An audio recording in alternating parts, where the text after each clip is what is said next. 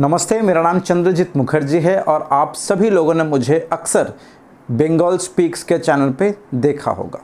सबसे पहले मैं उन लोगों को एड्रेस कर लूँ जिन लोगों को मेरे बारे में कुछ नहीं पता है। फ़िलहाल मैं एक पेशे से टीचर हूँ, प्रोफेशनली डिग्री है मेरे पास। मैंने लॉ कर रखा है, LLB, BA LLB ऑनर्स और LLM मास्टर्स कर रखा है कॉन्स्टिट्यूशनल लॉ में। और किस यूनिवर्सिटी से करा है तो उसके लिए मैं बता दूं, मैंने मास्टर्स कैलकटा यूनिवर्सिटी से कर रखी है और जो उसमें इनफैक्ट डिस्टिंक्शन थे मेरे, टॉपर्स में था मैं और यूनिवर्सिटी लेवल में भी था। उसकी जो डिटेल्स है वो नेशनल लॉ यूनिवर्सिटी लखनऊ में आपको मिलेगी। उसमें करने के बाद I went on to pursue civil services examination. इतनी अनफॉर्चुनेट बात नहीं है, जैसे बहुत लोग ऑलमोस्ट 95, 96, 97 मोर देन दैट लोग फेल कर जाते हैं, तो मैं भी फेल कर गया। हालांकि एक्सपीरियंस अगर आप पूछें तो प्रीलिम्स क्वालिफाई करने का एक्सपीरियंस है, मेंस क्वालिफाई करने का एक्सपीरियंस है, इंटरव्यू में अच्छे मार्क्स लाने का एक्सपीरियंस है। तो आई appeared in the UPSC CSC interview thrice. Having said that, आज मैं एक फ्रीलांसर की तरह अलग अलग इंस्टीट्यूशंस में कॉन्स्टिट्यूशनल लॉ पढ़ाता हूँ, किसी किसी जगह पे पॉलिटी पढ़ाता हूँ। एक छोटा सा फेसबुक का पेज है जो मेरे नाम पे है, चंद्रजीत मुखर्जी के पर्सनल अकाउंट पे है। इसके अंदर आपको कई सारे पेजेस मिलेंगे। उन पेजेस में एक पेज आपको मिलेगा जो बंगाल स्पीक्स के नाम से है। मैं आपको याद दिला दूँ, बंगाल स्पीक्स का जो चैनल है वो चैनल सिर्फ और सिर्फ असेंबली इलेक्शन को केटर करता है जो 2020 में हो रहा है वेस्ट बंगाल में। इसके अलावा जो एक और चीज़ है वो है आपका WBCS, West Bengal public service commission का जो सिविल सर्विसेज एग्जामिनेशन होता है, उसका एक लिंक आपको मिलेगा। हालांकि मेरे पास ऐसे बहुत सारे इश्यूज़ हैं जिस पे मैं बात करना चाहता था, तो उस सेंस में इन दो पेजेस में डालने लायक कुछ नहीं मिल रहा था। मटेरियल था लेकिन एरिया नहीं था कि जहाँ पे इसको पोस्ट किया जाए। से फॉर एग्जांपल, मुझे कहानियाँ सुनाने का बहुत शौक है। कहानियाँ जो हैं वो हो सकता है कि वास्तव में नहीं है, it may be A fiction, लेकिन उसका एक अच्छा खासा एप्लीकेशन आपको आपके रोज़मर्रा के निजी जीवन में आपको देखने को मिलेगा। मैं कुछ पोएट्रीज़ लिखता था पहले, तो मैं उनको शेयर करना चाहता था। मेरे पास कुछ स्टूडेंट्स के रिक्वेस्ट आए थे कि सर इस पर्टिकुलर टॉपिक पे डाउट है या इस पर्टिकुलर टॉपिक पे डाउट है।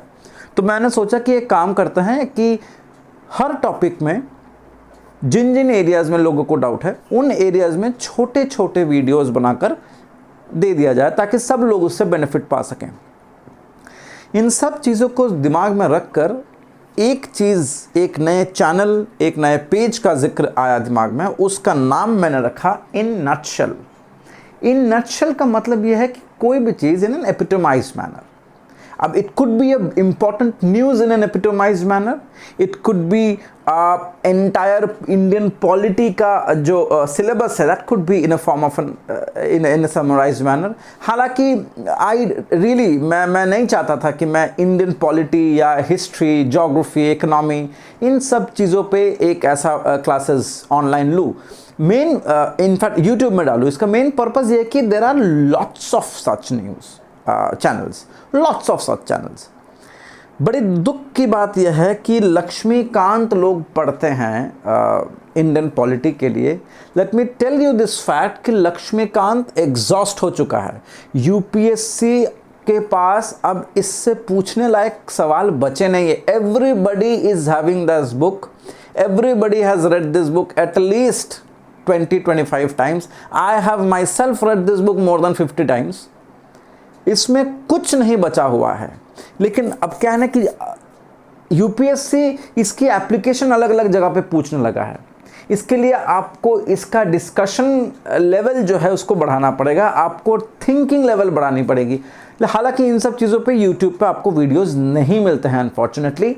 जो वीडियोस हैं वो ये हैं कि मैंने एक बहुत बड़ा सा डिजिटल बोर्ड ले लिया, हालांकि मेरे पास नहीं है, लेकिन एक बहुत बड़ा सा डिजिटल बोर्ड ले लिया और उस पर मैंने लक्ष्मीकांत का एक PDF या प्रोजेक्टर से हाईलाइट करवा के एक डिजिटल पेन से यहाँ पे मैं ऐसे पढ़ाने लगूंगा कि इसका मतलब यह है, इसका मतलब यह है। जो चीज़ ऑलरेडी है किताब में उसको सिंप्लीफाई करना। तो मुझे बिल्कुल नहीं लगता है कि इस किताब की, मतलब मैं इंडियन पॉलिटी इस किताब की बात कर रहा हूँ, इस किताब को और सिंप्लीफिकेशन की ज़रूरत है। और अगर है भी तो इसके लिए इतना डिटेल्स में जाने की कोई आवश्यकता नहीं है, क्योंकि ये बहुत ही बेसिक लेवल की किताब है। लोगों को ये अच्छा लगता है क्योंकि वो कुछ नहीं पढ़े हैं। मोस्ट ऑफ द एस्पिरेंट्स, इनको अच्छा लगता है कोई उनको फंडामेंटल राइट्स पढ़ाए, इनको अच्छा लगता है कोई इनको मुग़ल एम्पायर पढ़ाए कि मुग़ल एम्पायर यहाँ से आया था, बाबर क्यों आया था, बाबर को फरगना में क्या प्रॉब्लम हो रही थी, इंडिया में उसको क्या मदद मिल सकता है। उनको अच्छा लगता है कि इन्फ्लेशन उनके लिए कोई एकदम थाली में परोस के सजा के दें कि देखिए इन्फ्लेशन का मतलब ये होता है, इतने प्रकार के इन्फ्लेशन होते हैं, मॉनेटरी पॉलिसी से कैसे आप इसको डील कर सकते हैं। सिर्फ इतना ही नहीं, इनको मॉडर्न हिस्ट्री में भी क्लासेस की ज़रूरत पड़ती है।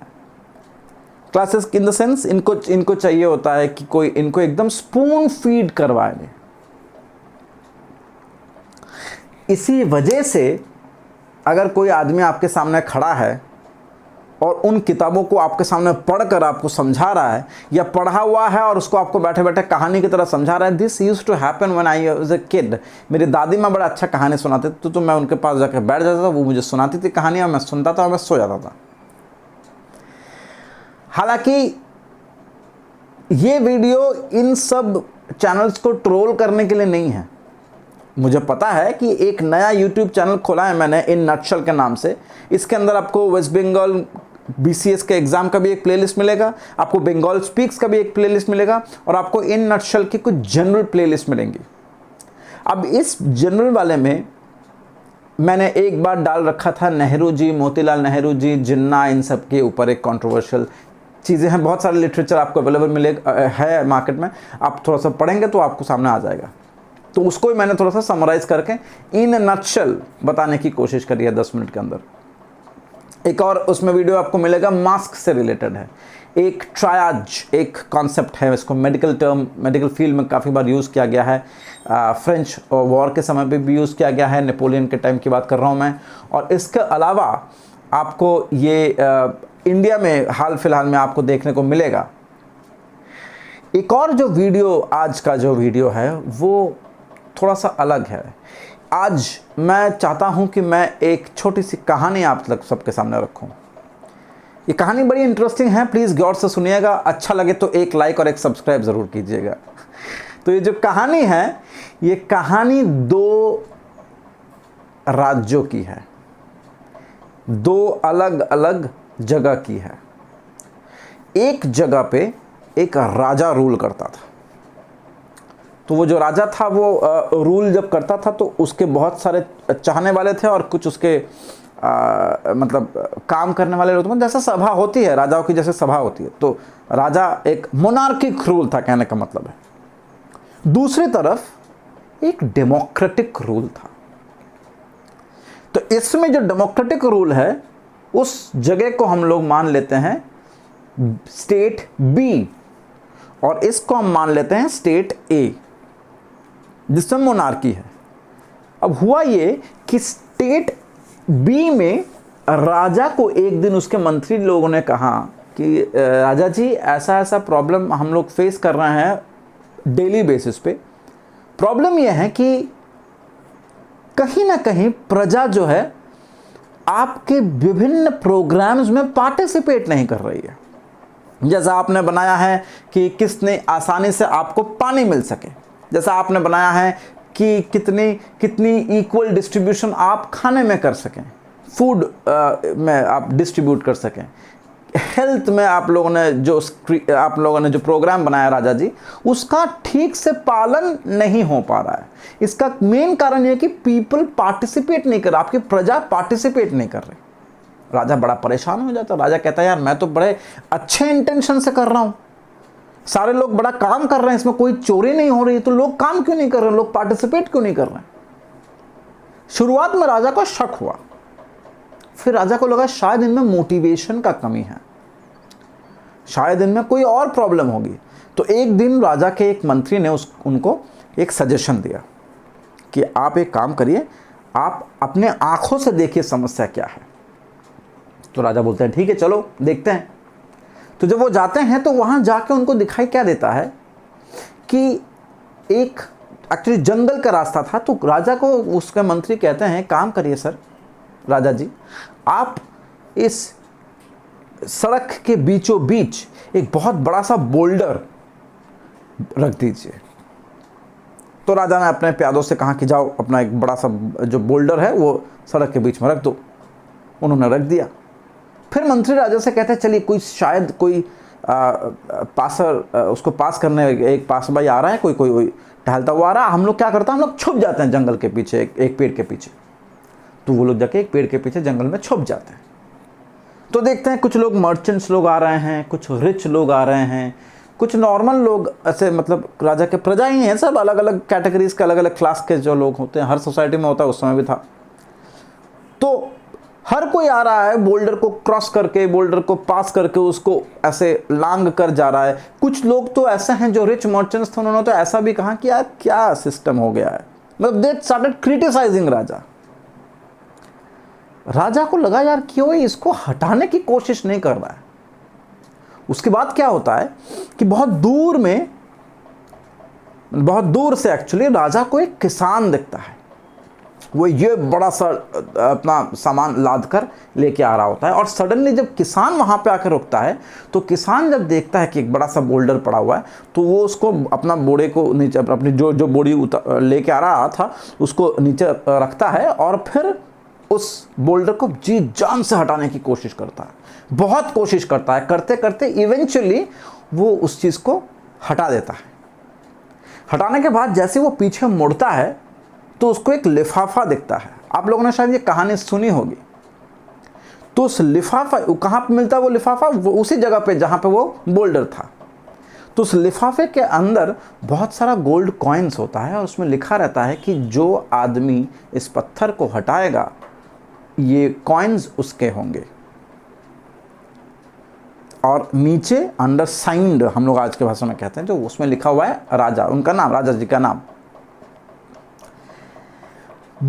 इसमें सीखने वाली बात यह है कि हम क्रिटिसाइज अगर सिर्फ सरकार को करते हैं तो कुछ नहीं हो सकता। हम क्रिटिसाइज तभी करते हैं क्योंकि हम कुछ पाने की आशा करते हैं। इस किसान के पास पाने के लिए कुछ नहीं था, बस उसे चाहिए था कि उसका रास्ता क्लियर हो। उसने उस रास्ते को अपना समझा, बिना किसी स्वार्थ के उसने ऐसा किया, उसको उसका लाभ, उसका रिवॉर्ड इन एनी फॉर्म मिला। ये बात और है कि आज हमारे देश में किसान बहुत ही बुरी तरह से पीड़ित हैं। कुछ इसके दोनों तरफ हैं, कोई कहता है वो किसान नहीं है, अलग अलग आइडेंटिटीज़ में लोग बात करते हैं, मैं उसमें नहीं जा रहा, पॉलिटिकल न्यूज़ में नहीं जा रहा। लेकिन इस चीज़ को हमको समझना ही है कि अगर हम आज किसी के लिए कुछ अच्छा करते हैं तो हम उसके लिए कुछ अच्छा कर रहे हैं ये सोच कर मत करें। आप करें क्योंकि वो अगर बुरा है, अगर वो आपका दोस्त है, कोई भी है, अगर वो बुरे सिचुएशन में से गुजर रहा है तो कहीं ना कहीं उसका इम्पैक्ट आपके अंदर भी पड़ता है। इसको ना इंटरनल कोहेशन बिगड़ जाता है। अब ये तो रही स्टेट ए की बात। अब ये जो स्टेट बी है उसमें तो डेमोक्रेटिक रूल है, तो उसमें तो पार्टिसिपेशन ऐसे होना ही चाहिए। तो यहां पे एक दिन डेमोक्रेटिक रूल है तो पार्लियामेंट है, तो पार्लियामेंट में एक दिन प्राइम मिनिस्टर थोड़ा लेट आते हैं। तो सारे मंत्री, council of ministers, the entire cabinet, even the opposition, the speaker, सब लोग बड़े परेशान है कि इतना समय हो रहा है, where is the prime minister. Prime minister कुछ देर के बाद हाथ में एक जिंदा, ध्यान से सुनिएगा, हाथ में जिंदा मुर्गा पकड़कर ले आते हैं। वो आने के बाद स्पीकर के सामने, ये कहानी है, इसको कहानी की तरह समझिएगा, लेकिन इसका जो मतलब है ये आपको कुछ देर बाद समझ में आएगा। तो ये जो आदमी आता है मुर्गा हाथ में लिए, ये सबके सामने उस मुर्गे का एक एक पंख उखाड़ कर फेंक रहा होता है। वो बहुत तड़प रहा होता है, चिल्ला भी रहा होता है, लेकिन ये जो लीडर है, जो प्राइम मिनिस्टर है, जो लीडर है, वो आराम से अपना उखाड़ उखाड़ के सबको दिखा दिखा के ऐसे उसके पंख जो है ऐसे उखाड़ कर फेंक रहा है। समझ में आया आपको? उसके बाद जब वो दर्द से छटफटा रहा होता है, जब उसके ऑलमोस्ट आधे से ज़्यादा पंख उसने उखाड़ कर फेंक दिया है, तो उसको मारता नहीं है, उस मुर्गे को छोड़ देता है और वो उसके बाद अपने जेब में से कुछ दाना डालता है। मुर्गा पीछे पीछे दर्द के मारे भी पीछे पीछे वो दाना खाता है। फिर वो जो प्राइम मिनिस्टर थोड़ा 10 कदम दूर चलता है और दाना गिराते हुए जाता है।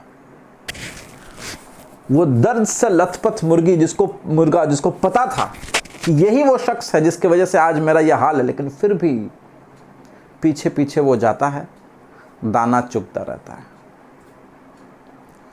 और उसके बाद उसका जो प्राइम मिनिस्टर था वो एक जगह पे कैसे खड़ा हो जाता है और वो मुर्गा आकर उसके पैरों में जाके गिर जाता है, सबमिट कर देता है। सब लोग परेशान हैं, सब लोग को समझ ही में नहीं आ रहा है हो क्या रहा है। तो अंत में लीडर बोलता है कि इसको डेमोक्रेसी कहते हैं, इसको डेमोक्रेसी कहते हैं। अपनी प्रजा को इतना लूट लो, इतना तकलीफ में रखो कि उसके बाद अगर तुम कुछ छोटा सा भी चीज देते हो ना तो तुमको भगवान समझने लगे। अब इसका एप्लीकेशन आपको पता है कहां कहां करना है। ये जो कहानी है, ये कहानी में ये जो प्राइम मिनिस्टर, ये जो हेड ऑफ द गवर्नमेंट, ये जो भी नाम से आप पुकारे, ये जो आदमी है जो ऐसे मुर्गियों के पंख उखाड़ कर फेंक रहा था, ये एक्चुअली में हिटलर था। उसने डेमोक्रेसी को इस तरह से समझाया था। उम्मीद करते हैं कि आपको ये छोटा सा कहानी, छोटा सा ये जो नटशल में जो पहला वीडियो है, ये आपको अच्छा लगेगा। प्लीज़ एक लाइक, शेयर और सब्सक्राइब बटन ज़रूर दबा दीजिएगा, इसमें बड़ी एनकरेजमेंट मिलती है। और पढ़ाई के साथ साथ मैं इस डायरी में बहुत सारे कंटेंट्स बनाने की कोशिश कर रहा हूँ, क्योंकि लॉकडाउन है तो घर से बाहर जा नहीं सकते हैं। और मेरा वर्क फ्रॉम होम कुछ ऐसा है कि मेरे जितने सारे स्टूडेंट्स हैं अक्रॉस इंडिया, उन सबको मैं आजकल ऑनलाइन पढ़ा रहा हूँ। तो स्वाभाविक बात है कि 6-7 घंटे के बाद I am free, therefore this initiative. I hope आप लोगों को अच्छा लगेगा। नमस्कार।